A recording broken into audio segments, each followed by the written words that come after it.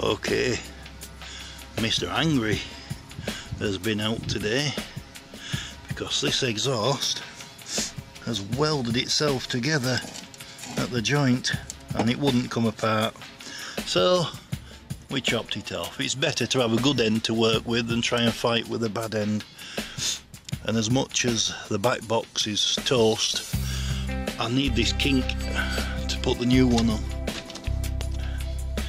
And as I said, this is kind of toast. There's just nothing worth salvaging. Maybe the hanger bracket could be reused, and I might have to, but even the seam has gone. As you can see, it's fucked. The joint's not so good either, but it's actually solid. It's just, it's quite tough. I can save that. It just needs a bit of anti-rust paint on it and it'll be good for a couple of years. But I need this piece of pipe with that kink, so I'll chop it off here right at the back box and attach it to the new back box, which isn't made for this vehicle. Not like me to use parts from something else, but I was out shopping and I thought, oh, that's a back box. So I went and had an investigation of it and I found this.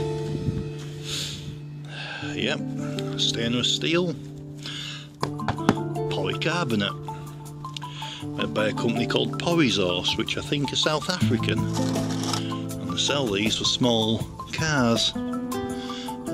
This small van, who cares?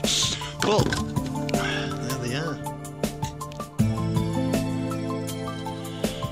So that's what's going to go on. So I'll chop this there, stick it over there, and we should be able to throw that back on. All being well, we'll see how that goes. Well, there's where I split the exhaust.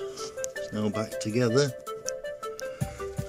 Helped because inside here there's another piece that's a bit thinner as a sleeve, which is welded in by a friend of mine, and he's a very good guy at welding. Welding's one of them skills that some people have and some people don't, and he's definitely better at it than I am, but then again most people are better at it than I am, so welding's not one of my things. I do my best, I do what I can, I normally manage to do enough now it doesn't fall apart, but well, when someone wants to win, trust it to a professional. So there's the piece I kept, and there's a welded in piece to fetch it up to here, and there's this exhaust and a bit of bracket to hang it off.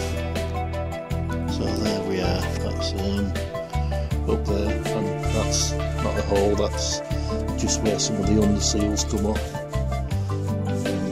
It's actually solid metal, so it's like a big dark hole, but we're on. It catches a bit here. I was going to cut a bit out until I found this gets in the way. I've given it a drive. It drove back to MOT centre and it only rattles a tiny bit, but I need a spare wheel now as well and some under seal, but we're getting there. We've got this exhaust on and it works.